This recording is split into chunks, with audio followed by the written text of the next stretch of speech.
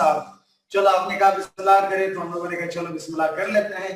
Actually वालेकुम सलाम I was waiting कि क्योंकि रात को एक शॉर्ट फॉल है इलेक्ट्रिसिटी का, तो इसलिए मैंने कहा आहिस्ता आहिस्ता, क्योंकि अभी लोग उठे होंगे तो चार्ज वार्ज करके जो नहीं, इसलिए वेट किया था क्योंकि टुडे इज लास्ट लेक्चर, आज आखिरी लेक्चर है, तो इसलिए मैं चाहता था कि yes today is last class. You heard? I told. Mir Ali. Walaikum salam. Daniel, fine. TikTok. खैरियत से हो? Yes. वालेकुम सलाम. वालेकुम सलाम. हमें 7:02 का हुआ है, 9 बजे उठाया और यूएसएसपी की क्लास कैंसिल कर दी. अच्छा. Weeping. Oh my God. Not weep at all. We will miss your lectures and plethora of the knowledge. You carry with you. Thank you, Mir Ali. I'm obliged, really obliged, really obliged. Thank you so much. How are you, sir? I'm fine, Zarina. I'm fine. God bless you. Thank you, Ali. Thank you, thank you. Walaikum salam. Abdullah, fine. TikTok. Thank you, Musafira. Walaikum salam. Sir, we will miss you and your religion. Thank you, Rabia Yamin. Thank you. I'm obliged. Raat ko is Amna. Thank you, Amna. Amna, thank you, I'm obliged throughout brothers' classes. Thank you. I'm logged in through brothers' class. अच्छा रात को डर लगा है क्या मेरे अजीज हम बोलते ना कोई डर मत नहीं लगा है. ओपन कर ले. ओपन ठीक है. क्या करने का? वालेकुम सलाम. बखैर सर, कौन सा लास्ट क्लास है? आपको जाने नहीं देंगे? क्यों जाने नहीं देंगे? ओह माय गॉड. वालेकुम सलाम ज़ैद. May God bless you too. Azara ki imtiyaz, fine. TikTok खैर से, looking great as usual. सादा I'm copying you. आपको कॉपी कर रहा हूँ. वालेकुम सलाम. Good morning. आपका अभी मॉर्निंग हुआ है यार, मेरे तो अभी नून चल रहा है. ओह माय गॉड. किसने सैयद बिलाल बुखारी ने ओह माय गॉड लगाया? Walaikum salam, Afand. We will miss you, sir, for second time after Islamiyat. Alvida, gender studies. Very funny guy, very funny. I will miss you too, Saad, right? Honored. Acha, may Allah bless you too. Good morning, Arsalan, and Walaikum salam. Stay blessed. We miss you for Islamiyat and gender. Thank you, Arsalan. I will miss you too. आपको my god बहुत याद आ गई. अच्छा. Oh my god on this world. लबाइक की lecture sir. लबाइक की lecture sir. अच्छा. फातिमा. हाँ yes. Thank you Akhtar. Thanks ma'am Amna, हमारा आधा काम आसान करने के लिए. Thank you. खैर लेट्स स्टार्ट करते हैं आज नए टॉपिक से, क्योंकि एक दो इसके हवाले से वो भी आए हुए थे कि सर आज जो class Fahd Munir after very long time. क्या है फाद? ठीक-ठाक. सैयद बुखारी ये क्या है? सैयद बुखारी क्या करे? मेरे पिक्चर लगा है. बुखारी सैयद बिलाल बुखारी, आपने अपने डीपी पे मेरा पिक्चर लगाया है और वो भी मेरे स्काउटिंग का. ओह माय गॉड. कहाँ से मिला है? ये अच्छी बात नहीं है पाजी, देख ले. हाँ ये चेक कर यार. Oh my god. दुआ please for my first attempt. Always इंशाल्लाह बिल्कुल. कल रात लगाई, लाइट चली गई थी, मैंने सोचा सर को ब्लैक विगो उठा ना ले. फादर इज विद मी, तो मुझे कोई ब्लैक विगो नहीं उठा सकता है. गरीबों की दुआएं आपके साथ. गरीबों की दुआएं, सबकी दुआएं हमारे साथ है. कोई गरीब नहीं, गरीब वही जिसका दोस्त ना हो.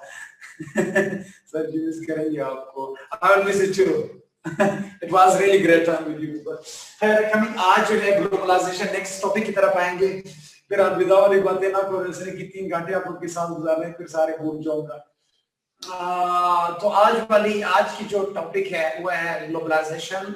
जेंडर के हवाले से हम बात करेंगे। जेंडर से मुराद है कि दरअसल तौर पर women, gender and sorry globalization and women, उसका टॉपिक आज हम लोगों को। तो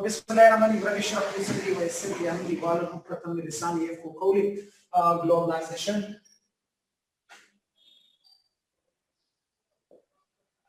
एंड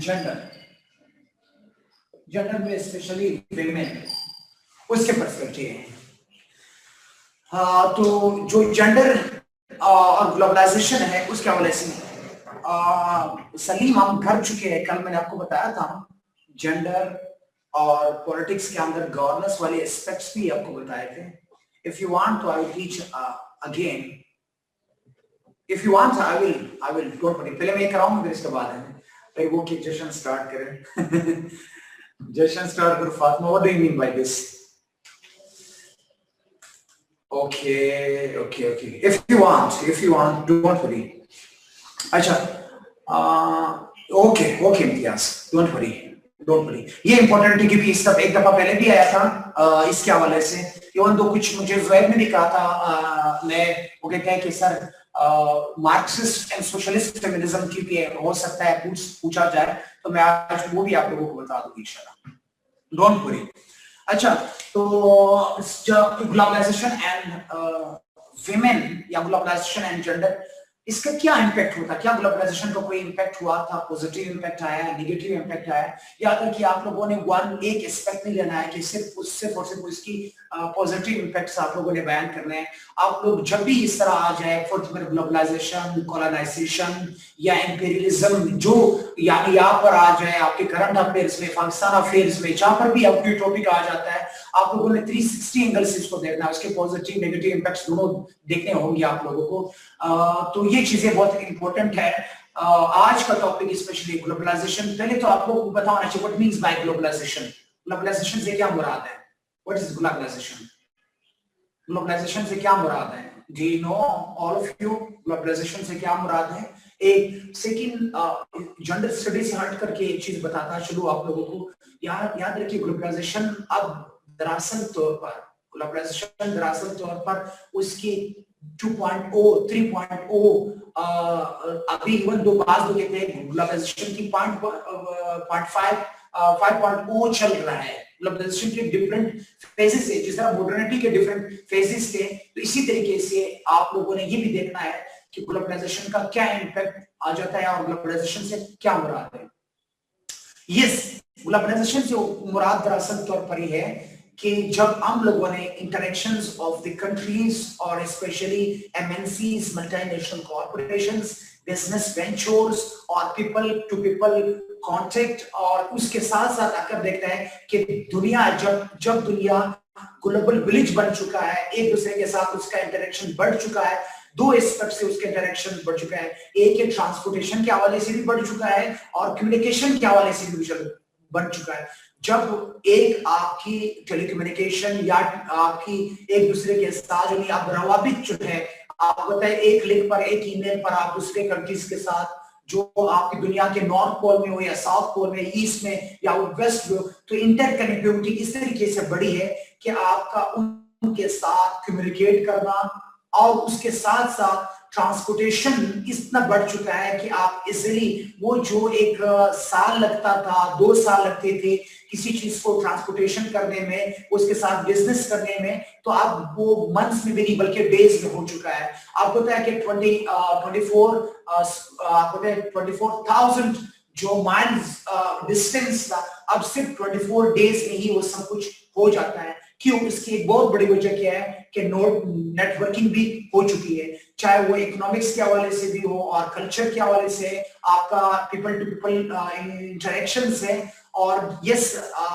ट्रेड है, वो आगे टेक्नोलॉजिकल एडवांसमेंट हो चुकी है, जिसका specially main aspect technological advancement का और इंटरकनेक्टिविटी का और कम्युनिकेशंस की वजह से अब लोग एक दूसरे की जो ग्लोबलाइजेशन का एक बड़ा पॉजिटिव इम्पैक्ट ये है कि लोग एक दूसरे की एक्सपीरियंसेस से सीख जाते हैं, एक दूसरे की एक्सपीरियंसेस से, और जो लॉज बनते थे, जो थ्योरीज बनती थी, जो पॉलिसीज बनती है ग्लोबल लेवल पर, आप सारी कंट्रीज पे थ्रू आउट वर्ल्ड हम क्या कर सकते हैं, उसको ऑब्लाइज करते हैं और वो आ सकते हैं और उसकी इम्पैक्ट्स आ जाते हैं। यस, और एक पॉजिटिव इम्पैक्ट ग्लोबलाइजेशन का ये है कि जो दोज कंट्रीज थे जिनकी अभी तक वहां पर टेक्नोलॉजिकल एडवांसमेंट नहीं हुआ था, या जहां पर स्कॉलरशिप्स नहीं थी, एजुकेशन नहीं था, वहां पर रिसर्च नहीं था, तो आप जो डेवलप्ड कंट्रीज है, दरअसल तौर पर वो डेवलप्ड कंट्रीज क्या करते हैं, वो जो डेवलपिंग कंट्रीज है वो डेवलप्ड कंट्रीज की एक्सपीरियंसेस से, उसके नॉलेज से, उसके रिसर्च से, उसके काम से क्या करते हैं, गेट बेनिफिट हो जाते हैं, इस्तेफादा हासिल करते हैं।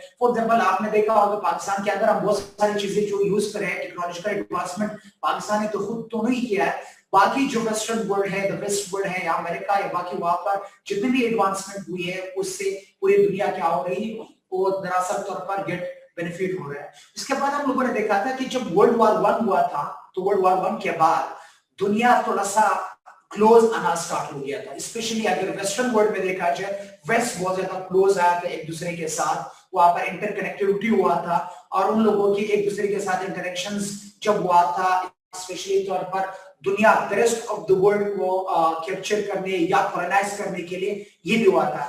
और फिर यस, इसके बाद हम लोगों ने देखा था कि जब स्पेशली सेकेंड वर्ल्ड वॉर हुआ था, सेकेंड वर्ल्ड वॉर में फिर दुनिया जब उसने देखा था कि दुनिया एक डूम की तरफ जा रहे थे, तो वहां पर उन लोगों ने डायरेक्ट, जिसे हम टोटल वॉर कहते हैं, टोटल वॉर का पता है ना, फुल फ्लेज वॉर नहीं हुआ था, टोटल वॉर नहीं हुआ था। सेकेंड वर्ल्ड वॉर के बाद फिर टोटल वॉर नहीं हुआ है, फुल फ्लेज वॉर नहीं हुआ है, बल्कि कोल्ड वॉर इरा स्टार्ट हो गया। लेकिन उस कोल्ड वॉर इरा की दो चीजें बहुत कॉमन थी। एक चीज था कोऑपरेशन, वो एक दूसरे के साथ कोऑपरेशन भी करते थे, चाहे पॉलिटिकल कोऑपरेशन था, आप क्यूबन मिसाइल क्राइसिस का देखो, आप साल्ट देखो, आप स्टार्ट देख लो, आप ओआईसी अगर आप देखें वो बनाया था, इसीलिए सेप्स जब उन लोगों ने बनाया था, खुद अगर आपने देखा था अलायंसेस बनाए गए थे। और उससे पहले अगर थोड़ा सा पहले चले जाते हो तो जो यूनाइटेड नेशन बना था, इवन दो यूनाइटेड नेशन भी एक कोऑपरेशन का, म्यूचुअल कोऑपरेशन का या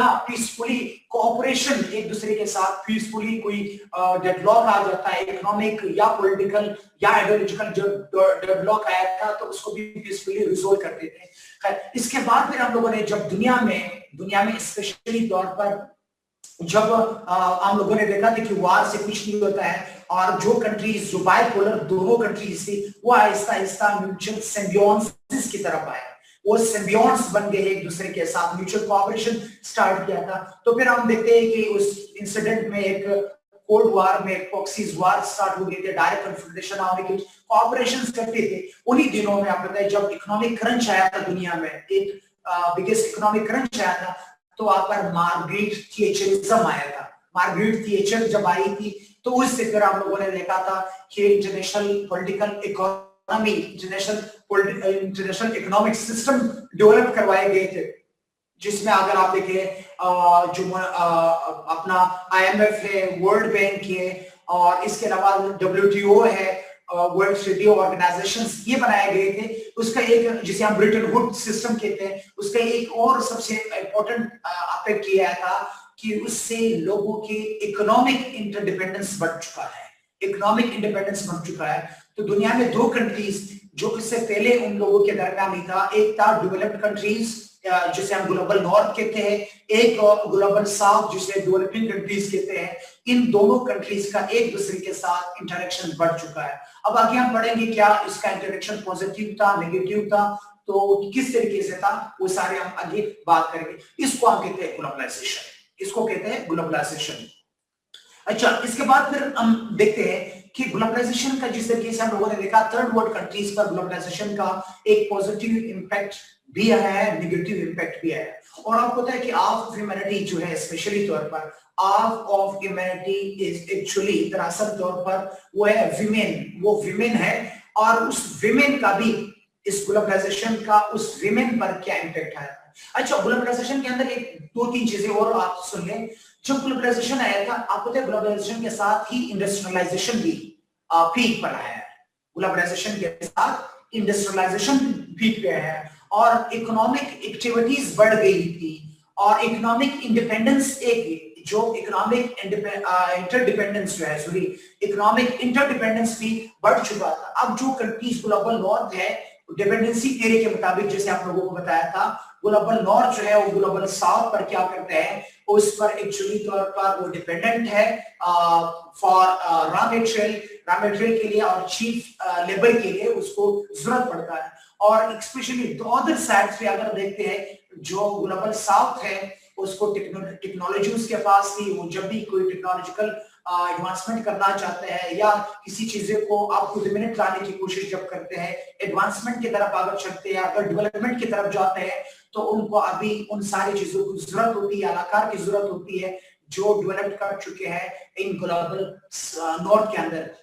तो इस तरीके से इंटरडिपेंडेंस बढ़ने के साथ साथ ही तो कुछ कंट्रीज के अंदर आपको बताया कि जहां पर अर्ली डेवलपमेंट हुआ है, जैसे हम डेवलप्ड कंट्रीज आप कहते हैं, वहां पर भी विमेन का क्या स्टेटस को था, क्या पॉजिटिव इंपैक्ट आया था। हम लोगों ने देखा कि इसके आने से, ग्लोबलाइजेशन के आने से वहां पर हम लोगों को इकोनॉमिक प्रॉस्पेरिटी मिलना स्टार्ट हो गई है, क्योंकि वहां पर अब बताइए कि ग्लोबलाइजेशन के साथ दो और चीजें जो है दुनिया में राइज हो गई है, वो है ह्यूमन राइट्स प्लस उसके साथ अगर आप देखते हो कैपिटलिज्म को, फ्री मार्केट्स को लोगों ने बड़ा उसकी बात की है। ह्यूमन राइट्स प्लस कैपिटलिज्म जब आया था तो वहां पर इकोनॉमिक लिबरलिज्म की भी वो बात करते हैं, इकोनॉमिक लिबरलिज्म की बात करते हैं। जब इकोनॉमिक लिबरलिज्म होता है और स्पेशली तौर पर जब पूरे वर्ल्ड इंटरडिपेंडेंट होता है और इंडस्ट्रियलाइजेशन होता है, तो अब आपको बहुत सारी चीजों की जरूरत होती है कि आपको क्या करना होगा, नए सिरे से स्टार्ट करना होगा ये सारी चीजें।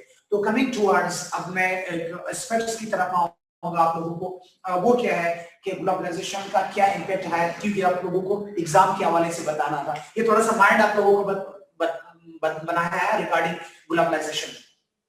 अब हम आते हैं ग्लोबलाइजेशन एंड जेंडर डेवलपमेंट या जेंडर पर क्या पॉजिटिव इंपैक्ट रहा है, नेगेटिव क्या इंपैक्ट्स है। तो मैं आपको दोनों बता दूंगा, पॉजिटिव और नेगेटिव दोनों। पहले मैं आपको पॉजिटिव इंपैक्ट्स बताऊंगा कि ग्लोबलाइजेशन का पॉजिटिव इंपैक्ट क्या आया था।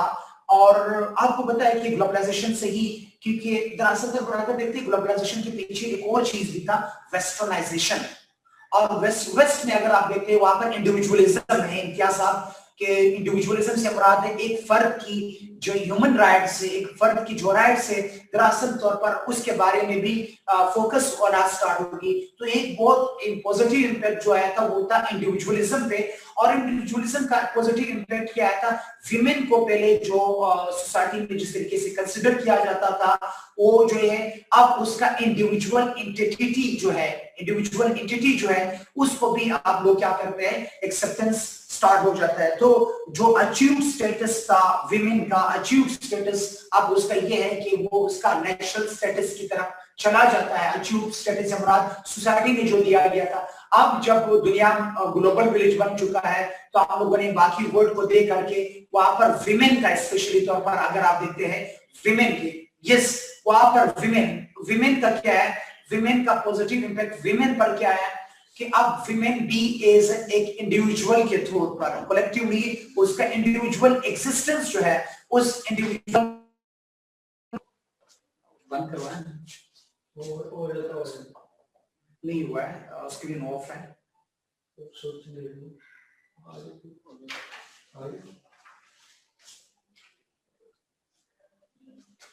एक इंडिविजुअल उसका एग्जिस्टेंस जो है, इंडिविजुअल एग्जिस्टेंस,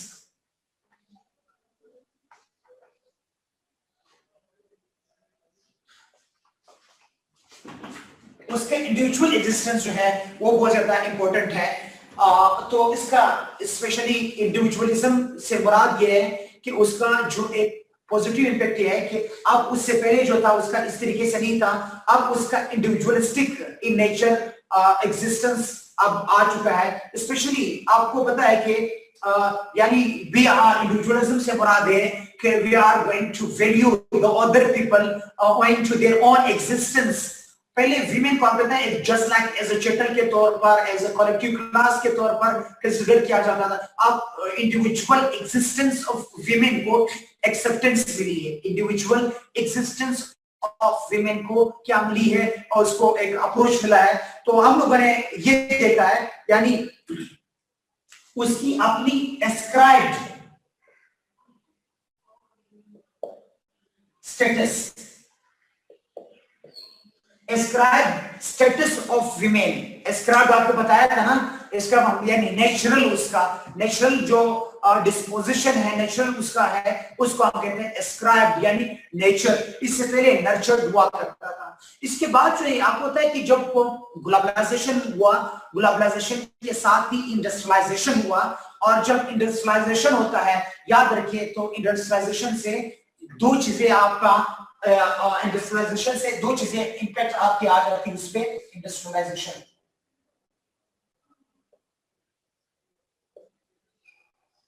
दो फायदे इंडस्ट्रियलाइजेशन से हुआ। इंडस्ट्रियलाइजेशन से दो फायदे क्या हुआ, एक ये फायदा हुआ जब इंडस्ट्रियलाइजेशन हुई है तो उसके साथ ही आपको पता है कि आपका इकोनॉमिक इंटरडिपेंडेंस स्टार्ट हो गया है। इकोनॉमिक इंटरडिपेंडेंस स्टार्ट होने की है कि इंडिविजुअल मैन आएगी।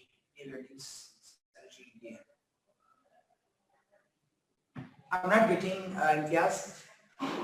इंडस्ट्रियलाइजेशन से क्या मुराद है, दो चीजें होगी। एक इंडस्ट्रियलाइजेशन से ये हुआ कि जॉब अपॉर्चुनिटीज बढ़ती है।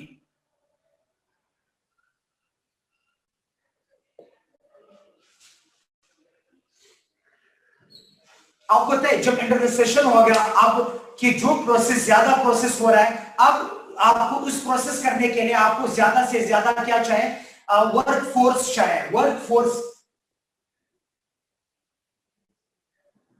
यहाँ पर अक्सर लोग याद रखिए, जनरल स्टडीज में आपने इस तरीके से टर्म नहीं लिखा है, मैन फोर्स नहीं आएगा, ठीक है। याद रखिए वर्क फोर्स, आपको वर्क फोर्स आप लोगों को लिखना होगा। मैन फोर्स आप कहते हैं ना, मैन फोर्स, मैन पावर नहीं ना, मैन पावर लिखना है ना, आप लोगों ने यहाँ पर वर्क फोर्स ही लिखना होगा। वैसे जनरल भी आप यही लिखना होगा, स्पेशली जनरल स्टडीज में आप लोगों ने इस तरह टर्म्स नहीं लिखना है जहां पर मैन मैन मैन मैन आता है, ठीक है। मैन मैन से दूर रहो, ठीक है, जनरल को। अच्छा, तो ये जो है वर्क फोर्स बढ़ा, और जब वर्क फोर्स बढ़ा होता है, मलंग पार्टी होती है। अब यहाँ पर विमेन को जॉब अपॉर्चुनिटीज मिल गई है। विमेन को हम लोगों ने इनकॉर्पोरेट किया है into the corporate sector. We have incorporated women into corporate sector. Corporate sector में या इंडस्ट्रीज में या फैक्ट्रीज में उसको जॉब मिलना स्टार्ट हो गया था। तो इंडस्ट्रियलाइजेशन से एक ये फायदा हो गया। सेकंड जो इंडस्ट्रियलाइजेशन था, उससे जो विमेन का ट्रेडिशनल रोल था, ट्रेडिशनल रोल से विमेन का जो हैंडक्राफ्ट्स करते थे, या विमेन जो है वो स्टिचिंग वगैरह करते थे, उसका जो ट्रेडिशनल रोल था, उसके बजाय अब उसका क्या है, एक एडवांस रोल मिलना स्टार्ट हो गया। अब वो फैक्ट्रीज के अंदर, अब उनके अंदर जो है मैकेनिकल लाइफ, जो मैकेनिकल वर्क था, इससे पहले फिजिकल वर्क होता था, अब थोड़ा सा मैकेनिकल वर्क के अंदर उसको इनकॉर्पोरेट इनकलकेट करवाया। तो एक सबसे इंपॉर्टेंट पॉइंट क्या था इसका, इंडस्ट्रियलाइजेशन से ये हो जाता है। अच्छा, एक और वजह, जब इंडस्ट्रियलाइजेशन हुआ, अस्मा खान नुकसान आगे बताऊंगा, अस्मा आगे सब कुछ बताऊंगा, ये नुकसान जरूर हुआ है। आगे चलेंगे, जब आएंगे अस्मा याद दिलाना तो उसके नुकसान भी लिखेंगे वहां पे। ठीक है, come on come on come on, oh my God. अच्छा, इसके बाद नेक्स्ट जो इंपॉर्टेंट पॉइंट है इंडस्ट्रियलाइजेशन के बाद, वो क्या है कि आपको पता है कि जब इंडस्ट्रीज बनती है, जब अपॉर्चुनिटीज, स्पेशली तौर पर आपको पता है कि जब इंडस्ट्रीज इंडस्ट्रियलाइजेशन हुआ, एडवांसमेंट हुई, तो इस एडवांसमेंट के लिए आपको याद रखिए विमेन के लिए अपॉर्चुनिटीज बढ़ी। जब जॉब अपॉर्चुनिटीज मिली, तो अब हम लोग लिखेंगे main important that is women का एजुकेशन होना। यह बहुत इंपॉर्टेंट है, बहुत इंपॉर्टेंट है एजुकेशन। विमेन का क्या हुआ, जब आपको होता है कि इंडस्ट्रीज में और उसके साथ साथ फैक्ट्रीज के अंदर जब काम करना है, तो आपको क्या चाहे, इधर आपको पता है जब जॉब अपॉर्चुनिटीज बढ़ी, तो अब आपको क्या है, एजुकेशन की ज्यादा जरूरत है। तो मेन इंपॉर्टेंट टॉपिक हमारी एजुकेशन है। यानी एजुकेशन आपको क्या चाहे, आपको लिटरेट प्लस स्किल लेबर चाहिए ना। इंडस्ट्रीज के अंदर आपको याद रखिए, अब कोई एग्रीकल्चर नहीं है कि बस ठीक है भाई ये ग्रांति पकड़ लो, ये काम करो, या कटाई करना, यूं करना, अल्लाह माशाल्लाह सब कुछ हो गया। अब आपको फैक्ट्रीज के अंदर अगर काम करना है तो आप उसके लिए आपको स्किल्ड ओकेशनल जो की ऑक्यूपेशन है उसके लिए आपको लिटरेट और स्किल्ड लेबर चाहिए। तो विमेन जो है दरअसल तौर पर, यस बिल्कुल, तो विमेन दरअसल तौर पर क्या है, गुड पॉइंट मुनीर, तो लिटरेट एंड स्किल्ड लेबर चाहिए। इस लिटरेट और स्किल लेबर को हासिल करने के लिए वहां पर क्या हुआ, आपने देखा होगा विमेन के लिए एजुकेशन अपॉर्चुनिटीज एनहेंस हो गई है। विमेन के लिए एजुकेशन अपॉर्चुनिटीज क्या है, वो उनके लिए बढ़ गई है। प्लस विमेन जो पहले सिर्फ नर्सिंग करती थी, होम इकोनॉमिक्स पढ़ती थी, अब विमेन को क्या हुआ, जब ग्लोबलाइजेशन हुआ तो यहाँ पर उनका टेक्निकल एजुकेशन के भी उसका बढ़ गया। टेक्निकल, जब टेक्निकल एजुकेशन के साथ साथ जो प्रोफेशनल नॉलेज है, प्रोफेशनल नॉलेज भी बन चुका है। आपने देखा होगा इससे पहले डाइवर्सिफिकेशन ऑफ नॉलेज हुआ, यस डाइवर्सिफिकेशन ऑफ नॉलेज हुआ एंड डाइवर्सिफिकेशन ऑफ अपॉर्चुनिटीज हुआ। इससे पहले आपने देखा विमेन इंजीनियरिंग में नहीं जाती थी, अब विमेन इंजीनियरिंग में जा रही है। इससे पहले आपको पता है कि विमेन हार्ड जो एक्टिविटीज होती थी, सिविल इंजीनियरिंग था, बाकी इंजीनियरिंग थे, मैकेनिकल इंजीनियरिंग में विमेन नहीं जाती, अब विमेन जाती क्योंकि इंडस्ट्रीज को रिक्वायर्ड होता है वर्क फोर्स। जब उसको वर्क फोर्स की जरूरत होती है, मैन जो है आपको देखा होगा वो तो सारे मलंग पार्टी, सारे तेरी वाली मेरी वाली उसमें लग गया ना मर्द सारे, और तेरी वाली मेरी वाली, रेड कपड़ों वाली ब्लू कपड़ों वाली ना, अब तो मर्द सारे इन जोन बन गए। आप याद रखिए हमारी नेक्स्ट जनरेशन इम्तियाज वो मर्दों से नहीं है, औरतों से, ठीक है। हम जो एक घर में बैठ करके रिप्रोडक्टिव वो हम लोगों को करना होगा अब इसके बाद। ठीक है, तो विमेन का क्या है, वो डिफरेंट इंडस्ट्रीज में आ गए, तो इंडस्ट्रियल नॉलेज भी उसके लिए इसके साथ क्या हो गया, इंडस्ट्रीज के अंदर भी है। और इसी के साथ जिस तरीके से फातुली ने बताया, उसके पास क्या है, हमारे पास विमेन को दरअसल तौर पर क्या है, ठीक है यार, जेंडर चेंज सर्जरी करवा ले। I will assist you man. Yes yes बिल्कुल फारूक अहमद, जेंडर नॉलेज को इकोनॉमी के कॉन्सेप्ट से, यस ये तो सोचिए समझे चाल है वुमेन का। अच्छा इंडस्ट्री, इसके बाद उसके लिए स्कॉलरशिप्स बढ़ा, स्कॉलरशिप्स बढ़ गई, वुमेन सेंट्रिक आप पता है उसके स्कॉलरशिप्स बढ़ा, फॉरेन स्कॉलरशिप उनको आना स्टार्ट होगी। इसके अलावा अगर आप देखते हैं पाकिस्तान के अंदर भी आप लोगों ने विमेन एजुकेशन पर इन्वेस्टमेंट स्टार्ट किया था, और द वर्ल्ड में विमेन को जो नहीं उन लोगों को, क्योंकि एक बड़ा फारूक अहमद आपकी बात बिल्कुल सही है, नॉलेज को इकोनॉमी के साथ। अच्छा यहाँ पर आप लोगों ने जेंडर में नहीं लिखना है, मैं थोड़ा सा आपको इससे ऐड करके बता दूंगा, एक ट्रू अगर जहां तक मेरी रिसर्च है उसके मुताबिक बता दूं। आपको पता है कि अकॉर्डिंग टू गॉर्बेचोव ने किया था कि जब हम लोगों ने वर्ल्ड वार 1 वर्ल्ड वार 2 और इतनी वार्स कोल्ड वार्स खेले वार खेला हम लोगों ने ना, जंग खेला, तो इससे जो हमारी मैन फोर्स जो है वो खत्म हो गई, मैन फोर्स। तो उसके बाद अब वो ने जब देखा देश के अंदर, उसने कहा कि भाई आप कौन कर सकते हैं, तो उसने कहा चलो विमेन को उसकी आजादी का लॉलीपॉप दे करके उसको वर्गलाते हैं। तो उन लोगों ने इसके आजादी को लॉलीपॉप दे करके उनकी जिंदगी को और बर्डन कर लिया।